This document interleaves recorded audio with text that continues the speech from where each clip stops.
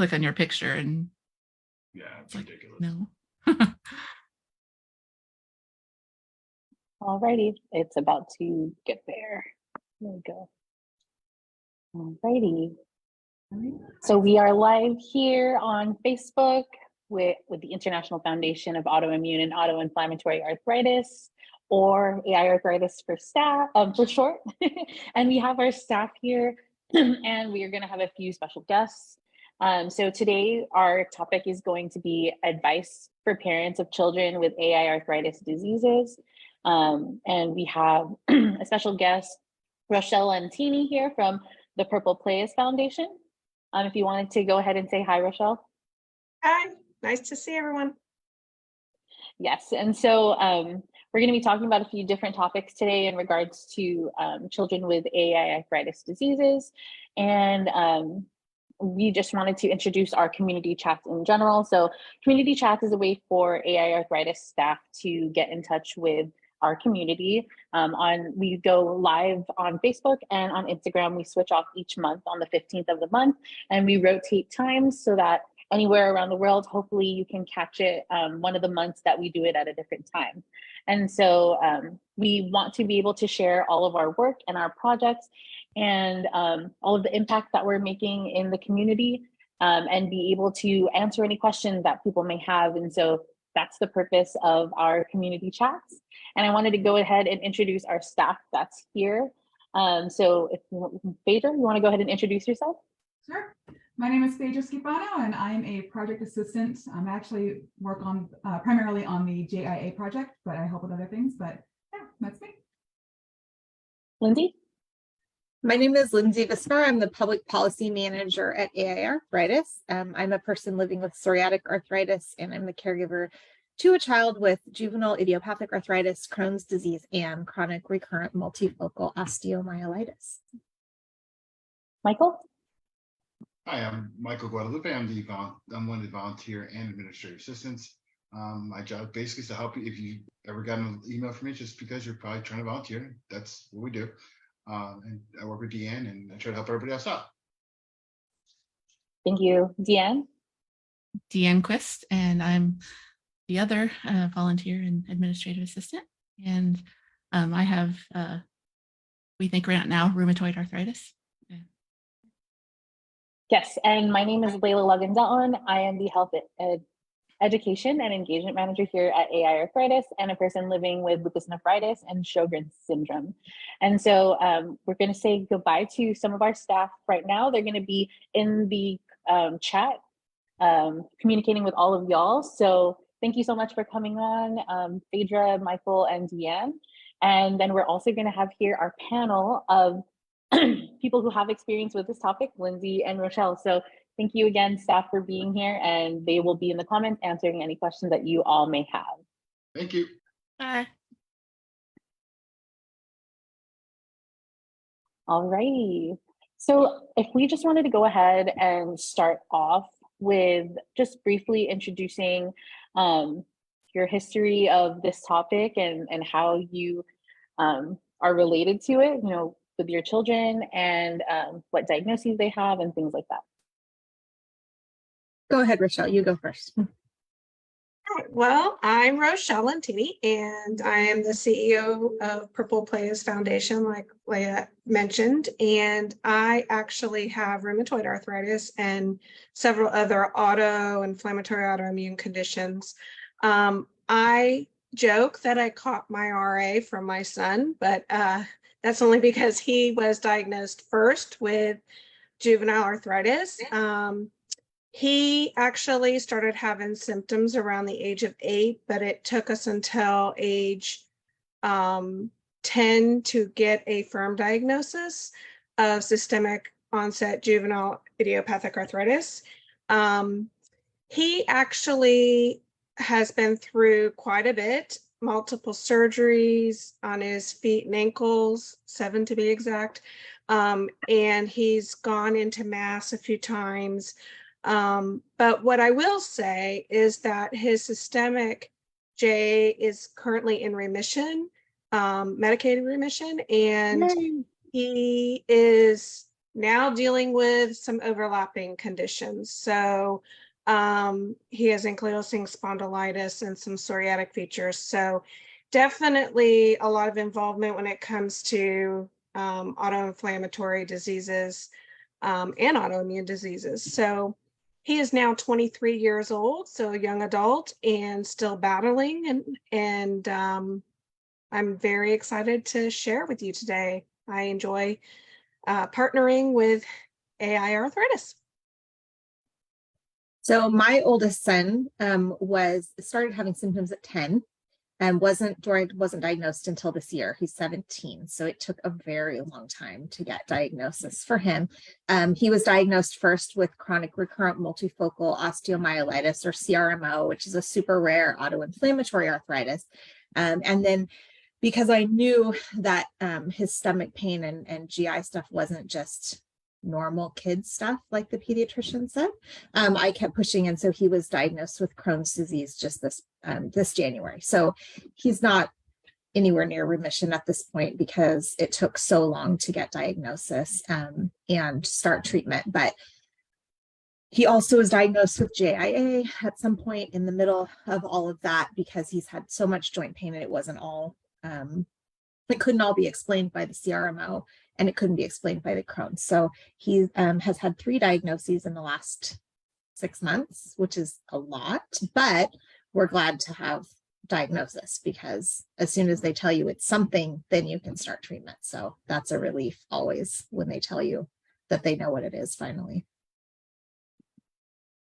Thank you so much both for sharing. And another thing I wanted to ask while we're on the topic of treatment is how that process was of starting to get the treatment, and maybe if you're even comfortable sharing like what treatment they first started on, if it didn't work, it had to move on to something else, and things like that, just so people have an example of what someone's journey could have looked like.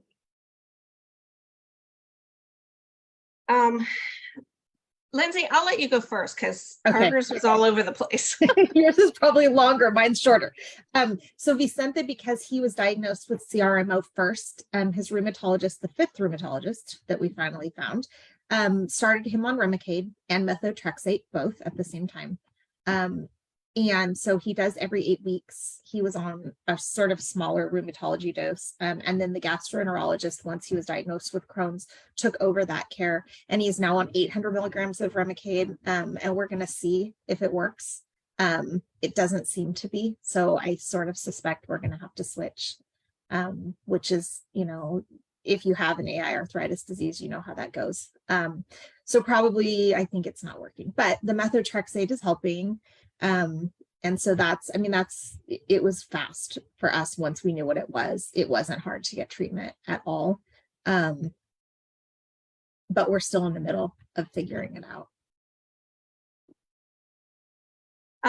So as far as Parker is concerned, because we didn't get the correct diagnosis right away, he was on very high doses of steroids and naproxen for way too long, and got very, very sick. He actually started treatment on Enbrel because our insurance made us start with Enbrel, not because the doctor wanted to start with Enbrel. But he had to exhaust it first. It was really a grueling time for about from 2010 to about 2015.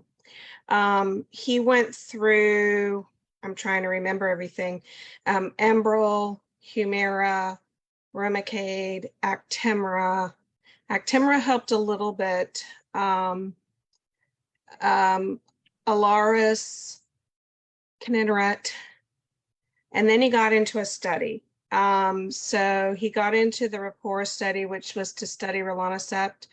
And that was the first medication that actually we saw a difference with. So we saw improvement. However, he was only on it for 3 years and then we couldn't get coverage for it.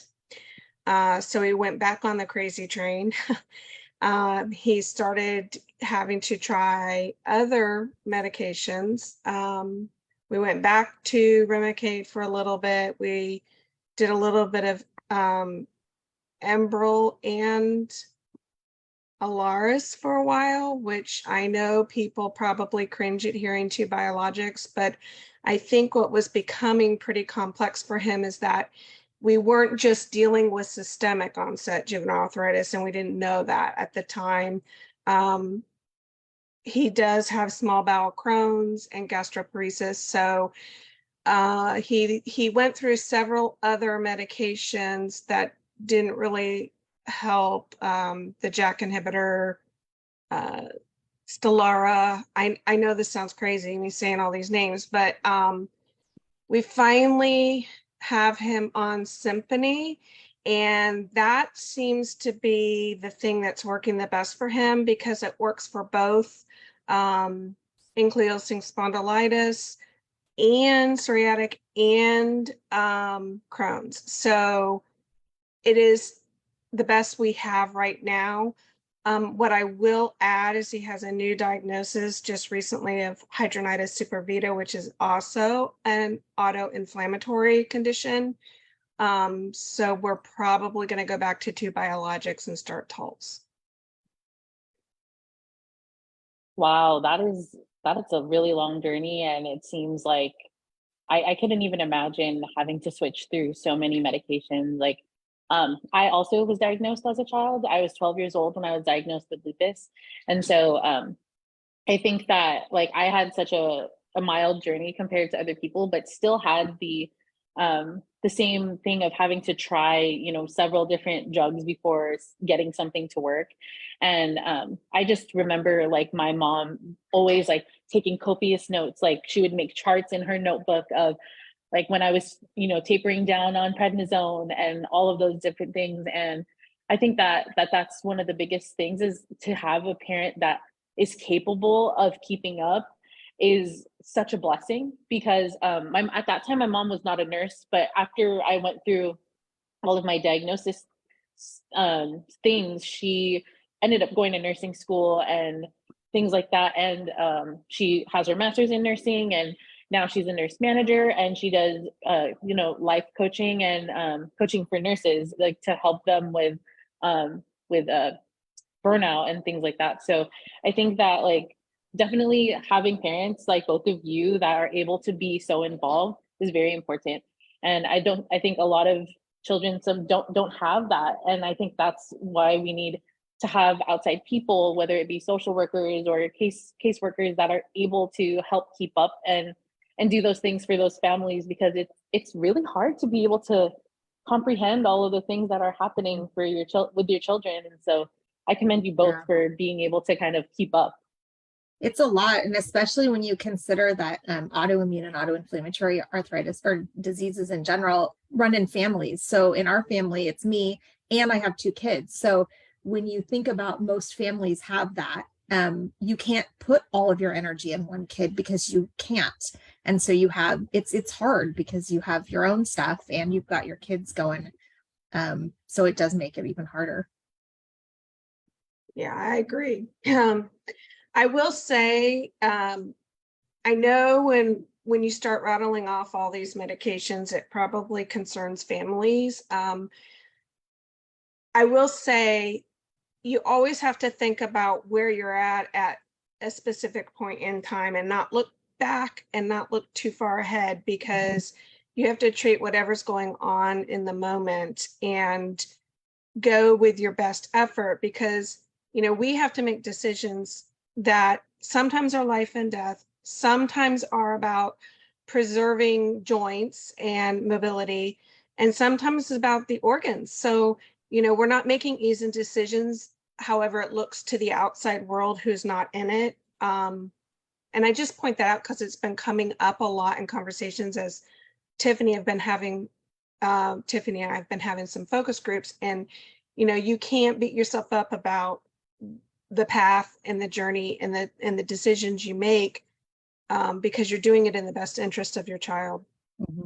You have to remember that you're making the best decisions you can with the information that you have right now. Mm-hmm. And so, you know, 3 months from now, you might look back and go, well, I wish I had known and made a different choice, but you can't, because you can only make the best choice you can make at the time.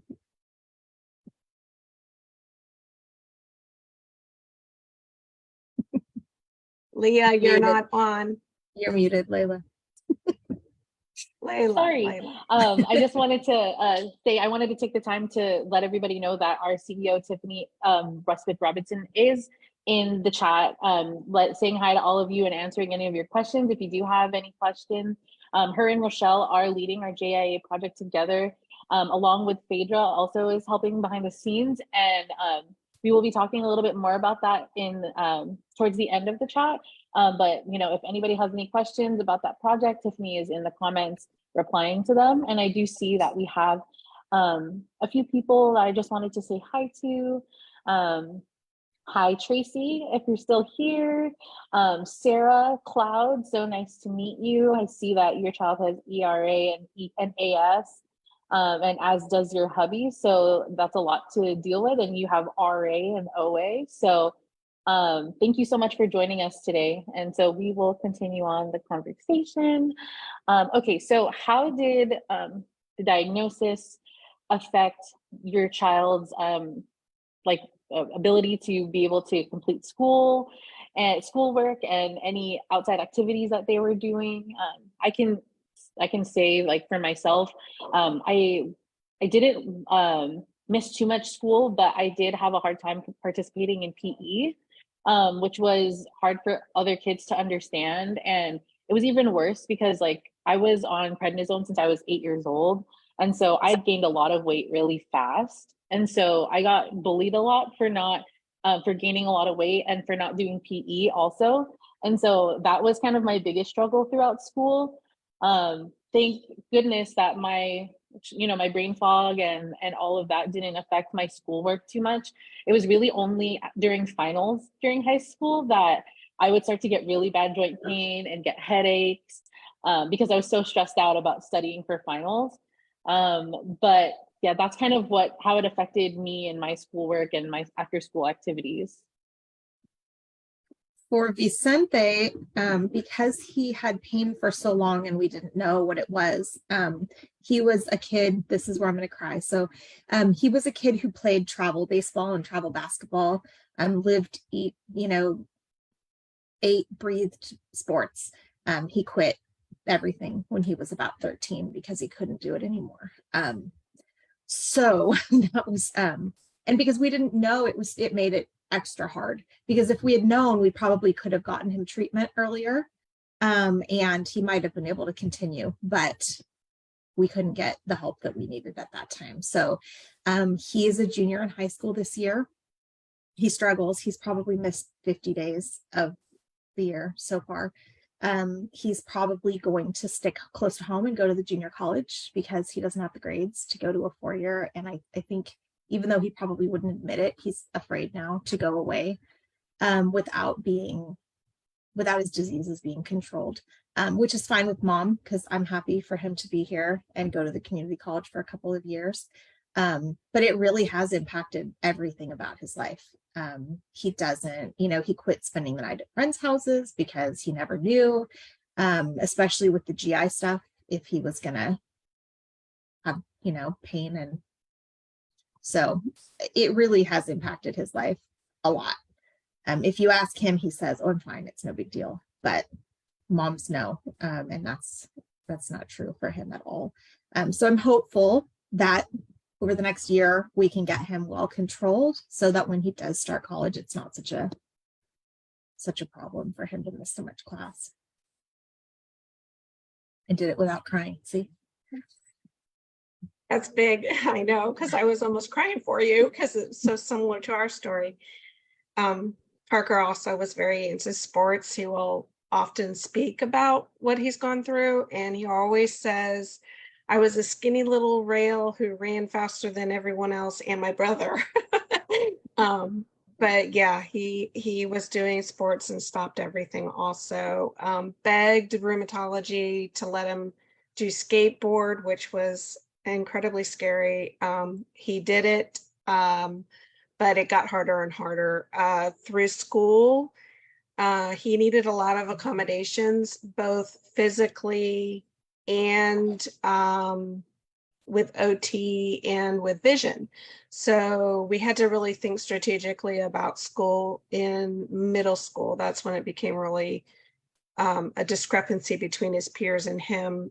He ended up in a wheelchair for about 5 years, and we saw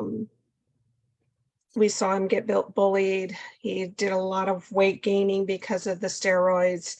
He had to be seated near the front because of his vision. He had something called pseudotumor and papilledema, which is swelling on the brain that gets so bad that it starts pushing on the eyes and impacts vision, can cause intermittent blindness.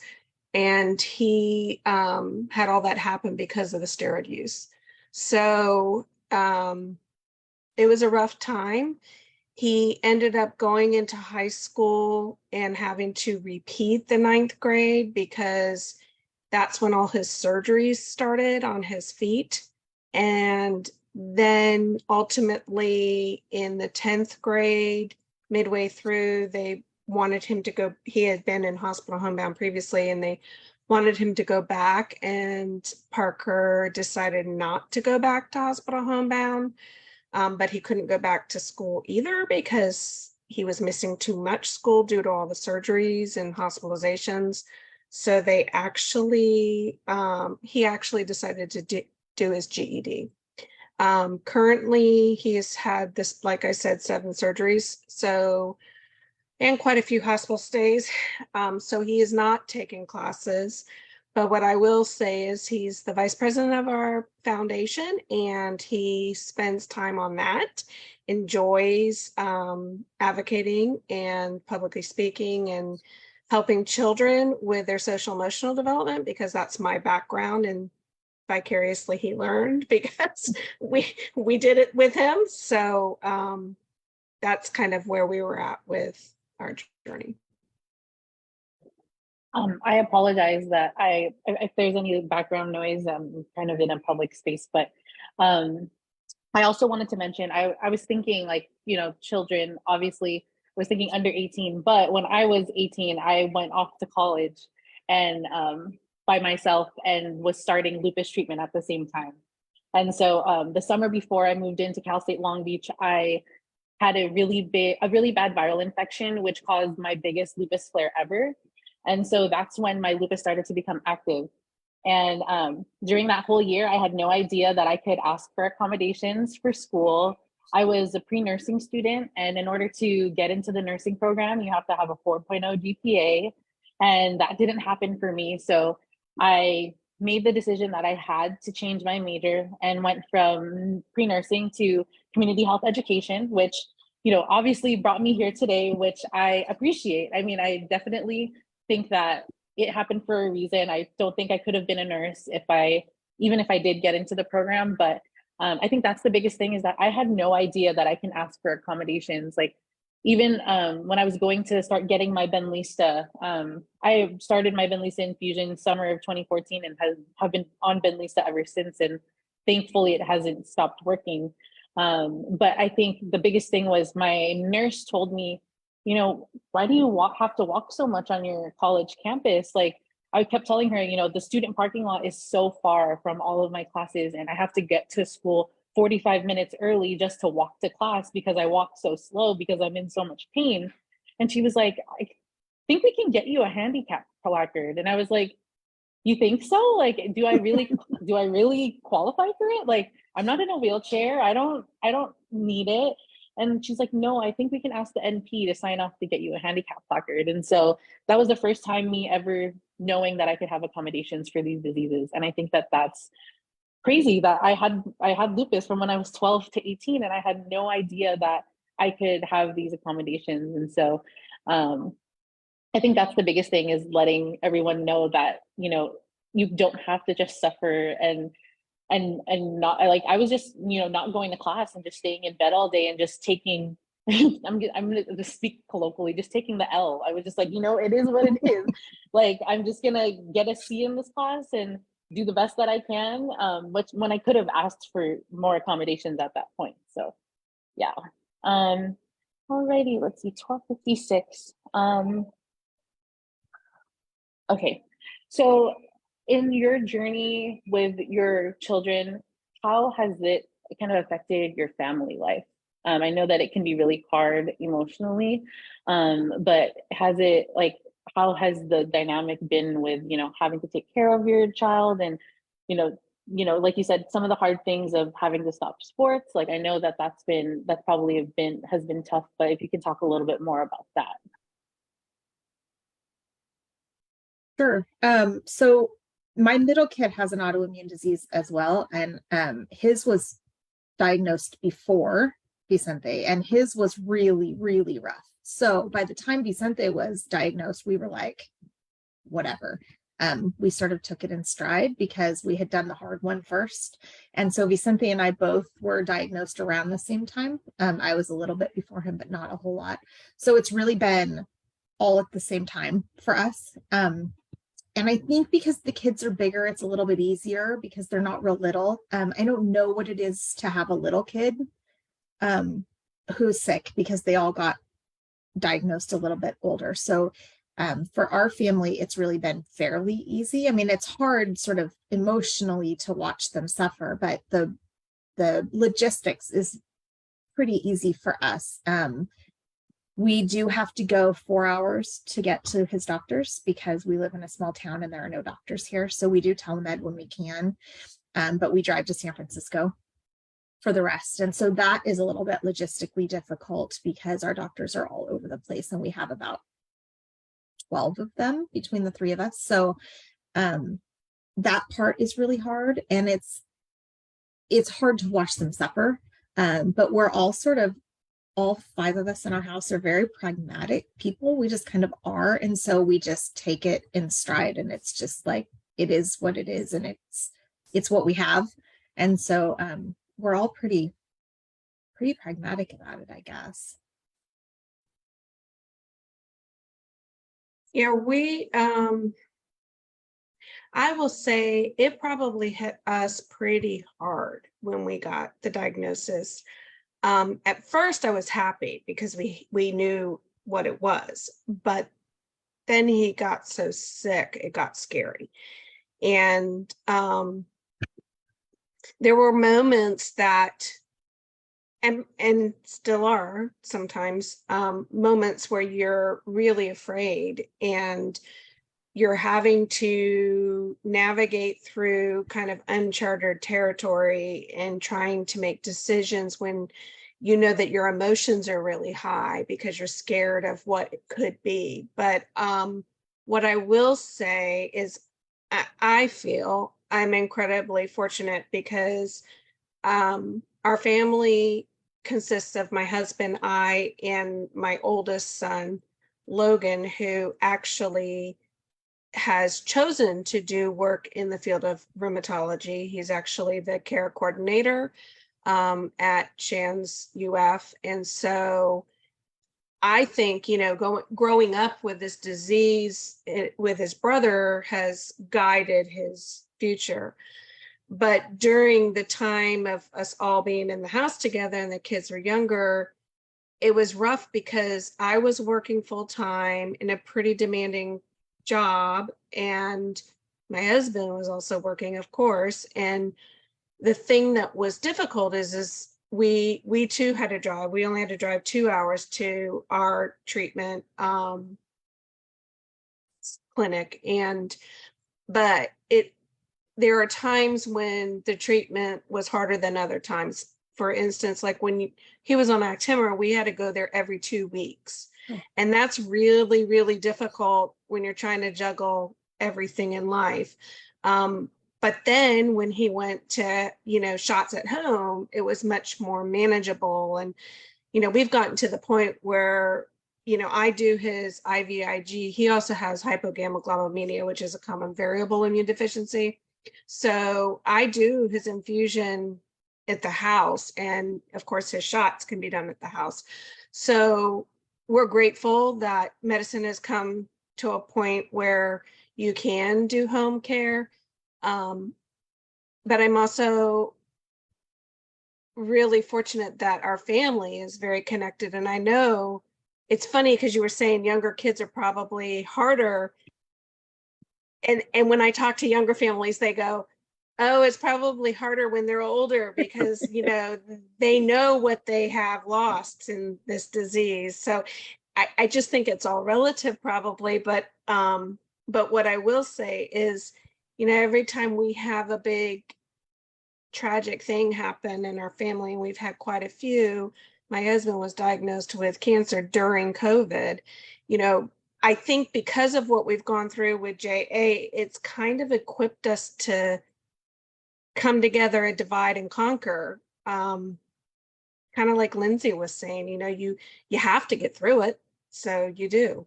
Mhm. Yeah, you don't have a choice. So you just, you know, I saw a thing the other day that said something like, I'm not strong because I want to be, I'm strong because I don't have a choice. Yeah. And it's true. You don't, you know, you can buckle under the pressure, or you can just roll up your sleeves and figure it out. But I ask a lot of Absolutely. questions too from others who've been through things. A lot of questions. Yeah. Alrighty. Well, I just wanted to pop in and introduce our additional guest, Casey Cashman here from the U.S. Pain Foundation. So hi, Casey, if you wanted to introduce yourself. Hi, everyone. So I'm sorry, I'm actually in a high school right now. I'm putting on a blind sports tournament right now, so I had to step aside. So sorry about that. Thank you guys so much for having me. So my name is Casey Cashman. I'm the director of the Pediatric Pain Warrior Program through the U.S. Pain Foundation. And I just appreciate you guys having me on to have this discussion. Amazing. Casey, also, are you a person living with any AiArthritis diseases? So I am not with arthritis diseases. I do have a couple other different chronic pain conditions and genetic type conditions, but not with arthritis. Got it. Okay. And so Casey is here today to help talk with us about, you know, tips on advocating for your kids in school and in the rheumatologist. And, you know, we talked a lot about their journeys with their kids who have JIA and other, you know, different arthritis diseases.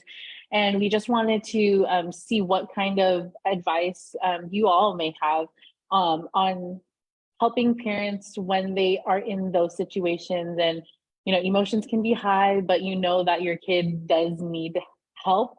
And just any ideas. No, so this is such a hot topic for all of us, right? I do have a son who is 20 years old and he's visually impaired. So from that standpoint, I know what it's like to advocate, but I also know from the standpoint of all of our families that we, you know, are members of the U.S. Pain Foundation. The number one thing that I'm sure all of you guys would probably say the same thing is just the importance of advocating in and believing in your child. And so that your child understands and knows that they have the support system of their family. And the child or an adult, it doesn't matter, that as soon as you feel supported and you feel like, you know, you have a team behind you, that just helps you so much on your pain journey, just in general. And for so many of these kids, what we hear all the time from doctors is, your kid can't be in that much pain, or, you know, they don't want to do the dishes, or they don't want to do something, and they're really not experiencing all of this. Fact is that what we tell everybody is, you know, your child, right? You know when they just don't want to do the dishes versus when they physically can't do the dishes. So again, with my son who has a visual impairment, I had a doctor say, I don't know what's going on, because they couldn't figure out what was going on with him. And they're like, we don't know what's going on. Are you sure he can't see? And I'm like, I guarantee that this 16-year-old would rather be driving than getting needles in his eyes.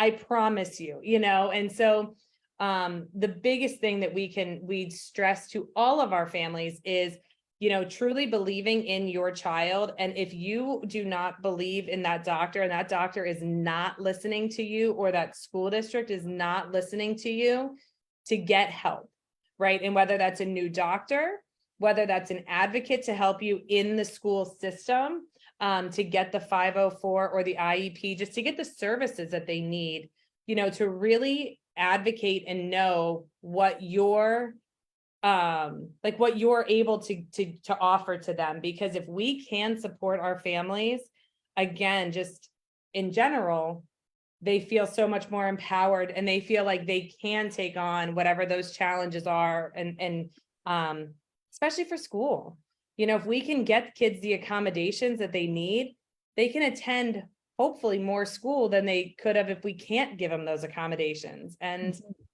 school is so important, and for so many parts of it, you know, just the socialization part and the distraction parts. But if it's not a safe environment for them, it's going to make it so much worse for them. Sorry, I feel like I rambled on there. No, you're good. Yeah. I was going to say, Lindsay, like, you know, you have to remember that your doctor works for you. And so we went to 5 rheumatologists before we found a rheumatologist who said, I believe you. We're going to figure it out. And so he's now my favorite person in the whole world, because like, I understand that you went to medical school, but I know my kids, and I know that my kid does not have a backache because he doesn't want to do stuff. Like, he has a backache. He's 17 years old. Can we figure out, please, what's, the first rheumatologist said, take Advil and don't do sports. And I said, if that was your kid, would you tell him take Advil and don't do sports? I don't think so. So just to remember that the doctors work for you. And I know not everybody has the privilege of being able to go to 5 rheumatologists until they find the right one. But it's really important to find a care partner that you trust. Yep. And that is your partner and not going to dismiss your kid. Well, and when you heard the I believe you, like, I'm sure as a mom, like, I know when, again, not the same, but when we found the same thing for my son's doctor, I cried.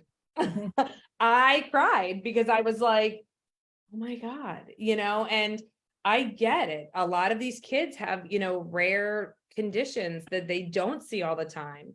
And that's okay. But also don't discredit what we're also coming in here and saying and telling you. And don't try and tell me that you know more from what you read in a book, you know, 10 years ago when you learned about this versus what we learn by living it day after day. You know, so you also can't discredit that. But I'm sure that when you heard the I believe you, it was like, oh, that person's probably is your best friend and is like, that's such a big part of it. And for your son, I'm sure it was, well, thank God. Now, I mean, I'm not crazy. You know, I have somebody who does believe in me. Right. So it's interesting because y'all are talking about school and advocating and getting their needs and 504. So my background's special ed. And so I will say, I definitely know how to help him advocate for himself, and I advocate with him. But there were so many barriers that I was so defeated that I could not get what my kid needed at school because he kept ending up in the hospital. So I also want to say to those families who do have kids who cannot attend an actual brick and mortar school, you know, there are other avenues like hospital homebound, homeschooling, virtual school. All of those are wonderful too. And you just have to be a little bit more creative about how to get your child social interaction. And also, I think the sooner you can get your child to advocate for themselves, both medically and at school, the better, because they're going to have to learn this as a lifelong skill, and they're going to have that voice. I know that you're going to be sharing links later, but we have some tip sheets around helping your child self-advocate on Purple Playas and how to help them find their voice and pre-think situations. But I would say the same for families. You know, if you're walking into a school meeting, like a 504 plan or an IEP, really pre-plan, really think through what is it that's difficult for your child and what is a way to make it easier for them to do. It's about putting your child on even playing ground. You know, that not everybody needs the same thing to be successful. Right. And so it's important to think about that. I couldn't agree more. And we have several kids who are homeschooled, but listen, we all have our opinions on COVID and the years that the world shut down, but it also opened up a lot of things with telehealth, but also with virtual school.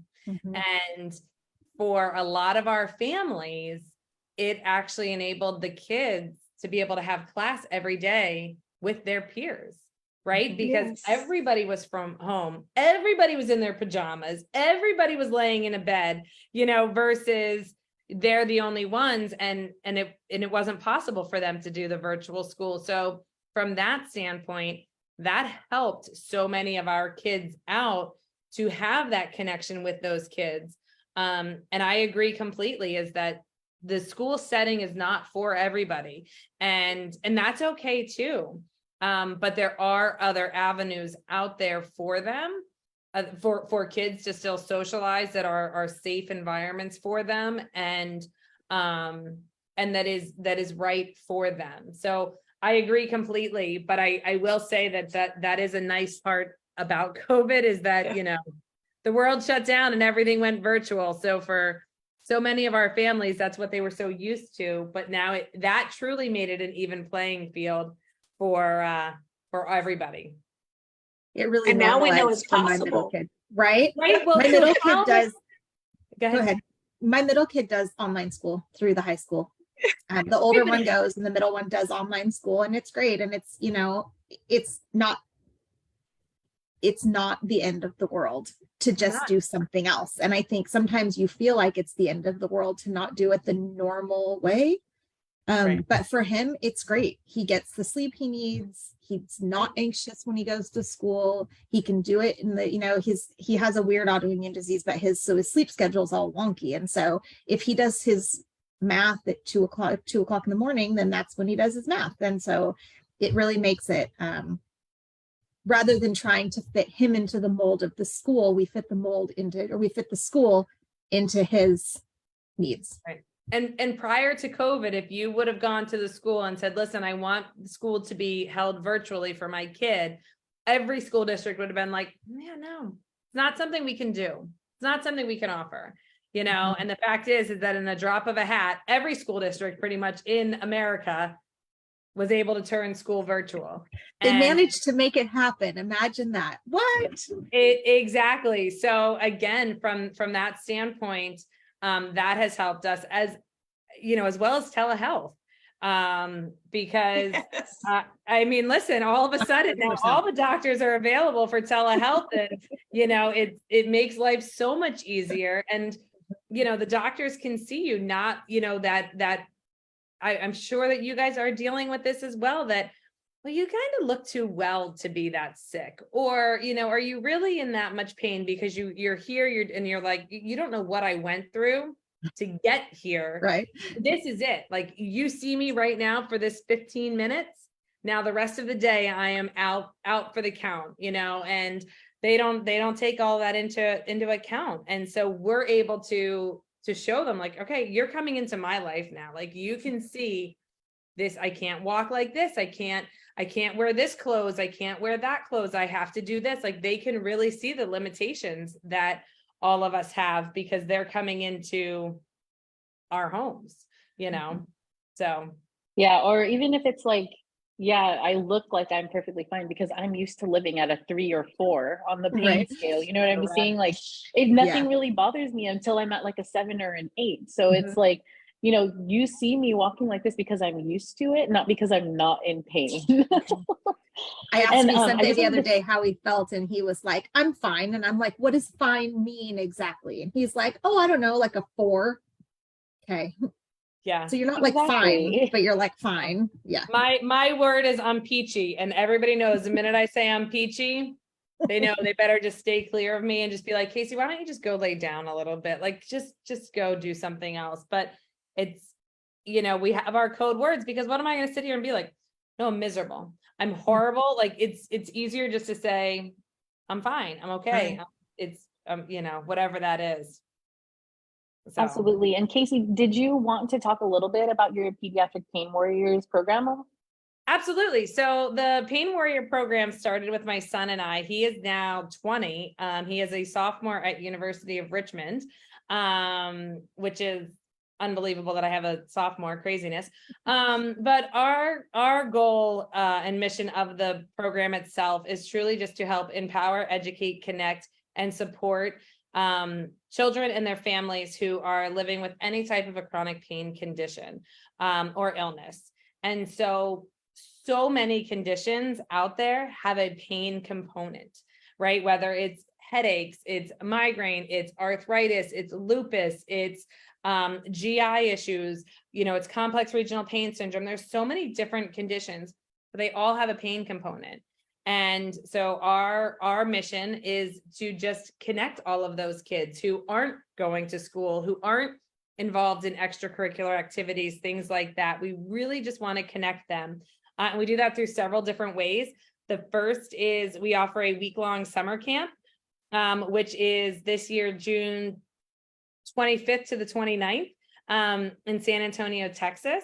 And it is for the entire family, because we want to bring the family back together and to have fun in a safe environment, not only being together when you're going to and from a doctor's appointment or testing and things like that. So that camp is free of charge for US Pain covers all of the camp. It's 5 days, 4 nights. And then we also offer webinars. We are doing a webinar next week, April 19th, for parents on how to advocate. So it's actually perfect timing for all of this. And I think it's April 19th, 7 p.m. maybe. I can get you that information though. But it's a free webinar for individuals just to get on and learn from our director of advocacy, Cindy Steinberg. And again, we offer different, services throughout the year, whether they're webinars, in-person programming, educational materials, things like that. And I would love to connect and get some of those resources on the 504 and IEPs are just so important. And, we really do love collaborating with other organizations and really spreading the word out there. And, if we can help share your resources as well, we really want to offer those to all of our individuals. Yes, absolutely. And I also wanted to mention that I spoke with the Uveitis Foundation earlier this week, and they also have a school guide for patients who may have JIA and uveitis, and any other eye impairment. And so I'm also going to be linking that. Hopefully, if Phaedra, Michael, or Deanne, if you all, I see somebody copying and pasting it. Thank you, putting it into the Facebook chat. That's another resource that we're going to have. I also do a takeaway sheet from each of these community chats that will have all of the links to all of the resources that we mentioned here today.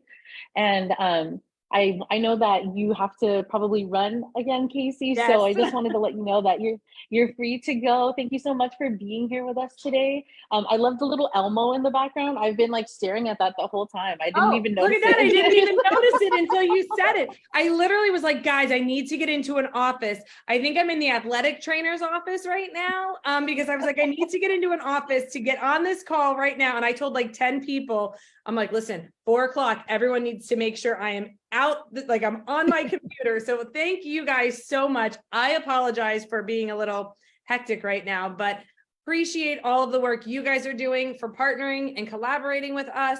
And hopefully we can continue to do this and work together in the future.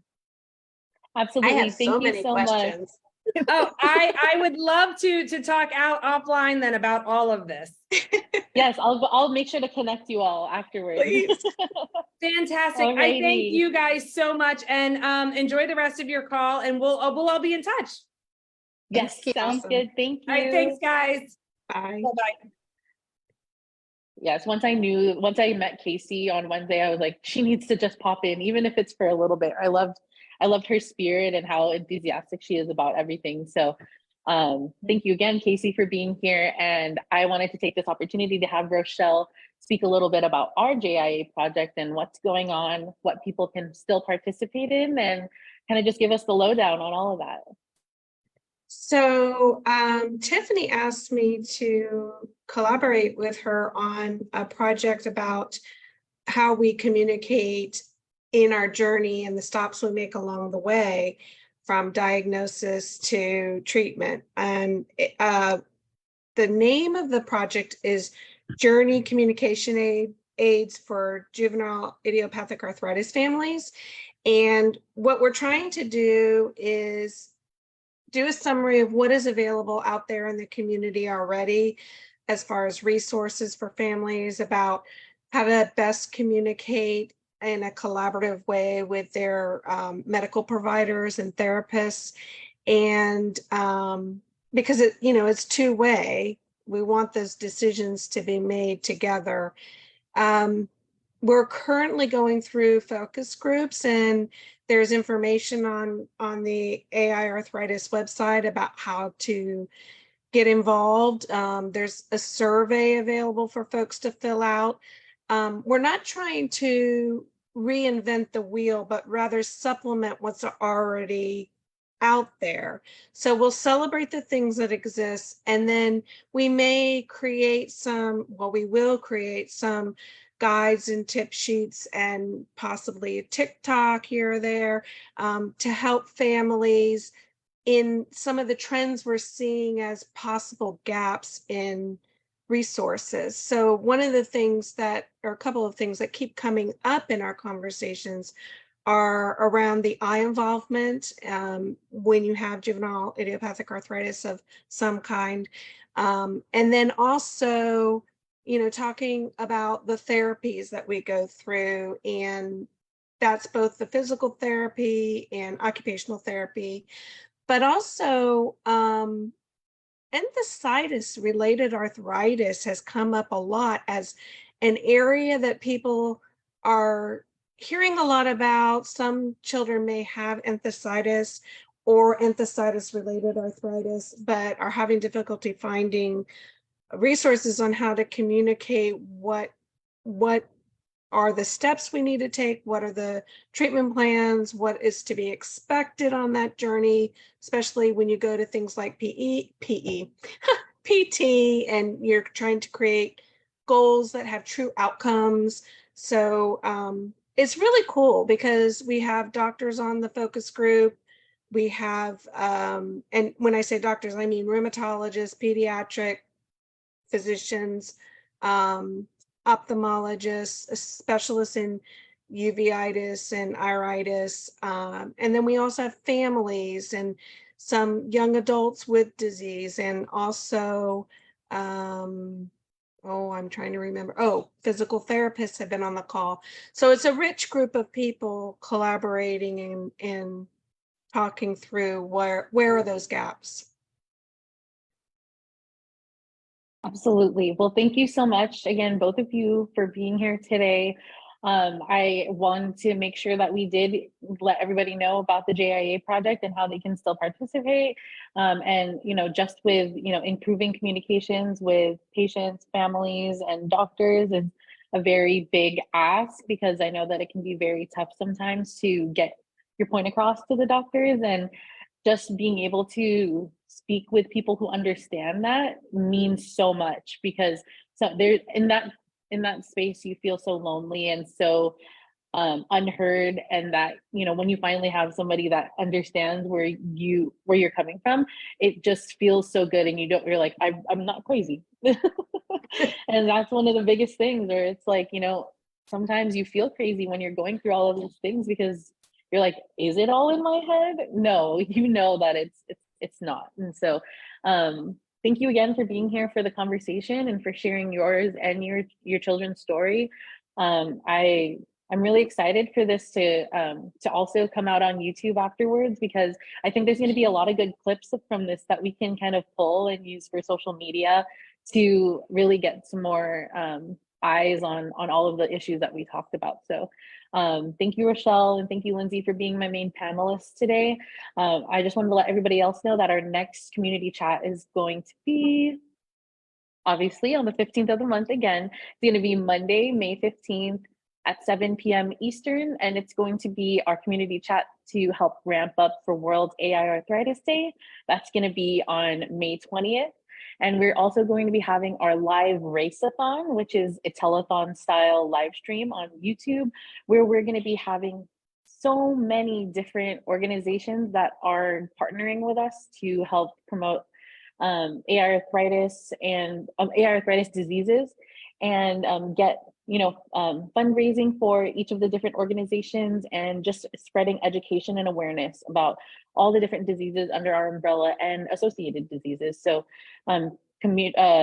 different organizations like the US Pain Foundation and Uveitis and a lot of other ones are going to be partnering with us on this day. So I'm super excited for it, and we can talk about it more during the next community chat. Otherwise, you can look out for the takeaway sheet to be available sometime next week on all of our on the aiarthritis.org/chats webpage. All of the takeaways from all of the previous chats and all of the videos from all the previous chats are on there. And our chat for next month will be on Instagram Live. So thank you again for all being here, and thank you to everybody in the chat. Thank you, Tiffany, Michael, Deanne, and Phaedra for all of your help in the chat. And that's a wrap for this community chat. So thank you, everybody. Have a good one. Bye.